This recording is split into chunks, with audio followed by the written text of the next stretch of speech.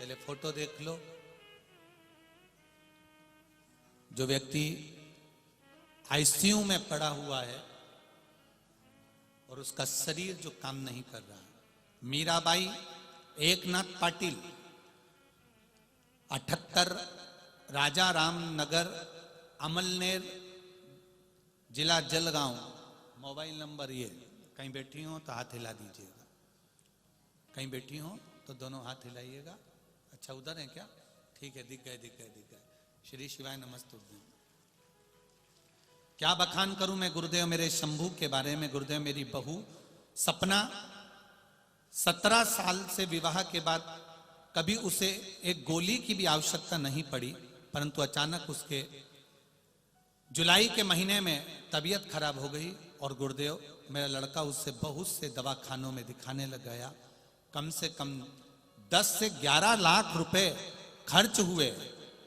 उसके अम्मलनेर किरण हॉस्पिटल सूरत से भी लेकर विघ्नहर्ता हॉस्पिटल धूलिया, इन सभी बड़े बड़े हॉस्पिटलों में दिखाया, लेकिन उसकी तबीयत ठीक नहीं हुई। फिर हम धूलिया के हॉस्पिटल में लेकर आए। वहां पर महादेव के रूप में डॉक्टर तुकाराम पाटिल जी मिल गए और उन्होंने कहा आपकी बहू को ठीक होने में समय लगेगा, क्योंकि इसको एक बीमारी हो गई है, मोटर न्यूरॉन डिसीज नाम की बीमारी हुई है। उसका शरीर 80% पैरालिसिस के चपेट में आ गया। केवल पैरालिसिस होता है तो शरीर काम नहीं करता, पर ये जो पैरालिसिस है इसमें दिमाग, वाणी, श्रवण शक्ति और इंद्रियां भी काम नहीं करती।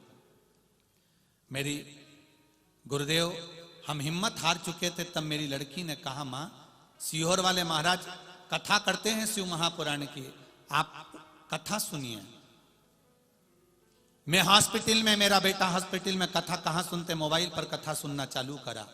उसमें आपने पशुपति व्रत के बारे में बता दिया। आपकी रोज की कथा में आप 1 लोटे जल का कहते हो, ऐसा कोई दिन नहीं जाता जब आप जल का नहीं बोलते।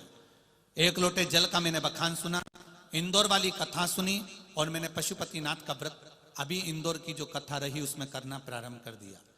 इतने सालों से बीमार पड़ी मेरी बहू, जिसकी इंद्रियां काम नहीं कर रही थी, शरीर काम नहीं कर रहा था। बाबा केवल पशुपति व्रत कर कर पानी चढ़ाती, पानी लाती, बहू के मुंह पर लगा देती, थोड़ा सा घुट भर पिला देती। बाबा की कृपा से मेरे बाबा ने अपना समझकर मेरी बहू को धीरे धीरे धीरे धीरे ठीक करना प्रारंभ कर दिया। अब मेरी बहू बाबा की कृपा से पूर्ण तरह से ठीक हो गई है और बाबा की कृपा से हम लोग सीहोर कुबरेश्वर धाम जाकर प्रणाम करने के लिए जा रहे हैं। ये शिव तत्व की कथा है। अब मेरी बहू चलने लगी, फिरने लगी, उसकी इंद्रियां काम करने लगी। श्री शिवाय नमस्तुभ्यं। बहन बैठिए। श्री शिवाय नमस्त। ये शिव तत्व है, ये शंकर, ये औघड़ी है, ये दयालु। क्या बखान करें उसका।